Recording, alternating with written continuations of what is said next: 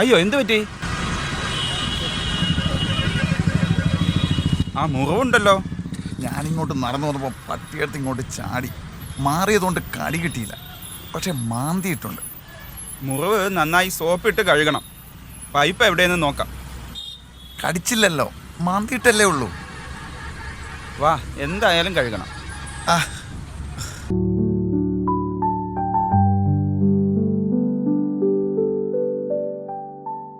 കടിയായാലും മാന്തായാലും നന്നായി സോപ്പ് തേച്ച് ഒഴുകുന്ന വെള്ളത്തിൽ കഴുകണം. കുറഞ്ഞത് 15 മിനിറ്റെങ്കിലും കഴുകണം. എന്തു പറ്റി? എന്നെ ഒരു പട്ടി മാന്തിയതാ. അതിനെന്തിനാ ഇങ്ങനെ കഴുകുന്നേ? ആശുപത്രിയിൽ പോയി കുത്തിയപ്പെടുത്താ പോരെ? കടിയായാലും മാന്തലായാലും മുറിവ് നന്നായി കഴുകണം. ഇങ്ങനെ കഴുകിയ ഭൂരിഭാഗം വൈറസും ഇപ്പം തന്നെ നശിക്കും. അതുകൊണ്ട് ഇത് ശരിക്ക് കഴുകണം. ഇത് ഒഴിവാക്കാനേ പാടില്ല.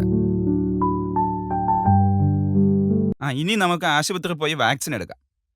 പോവാം.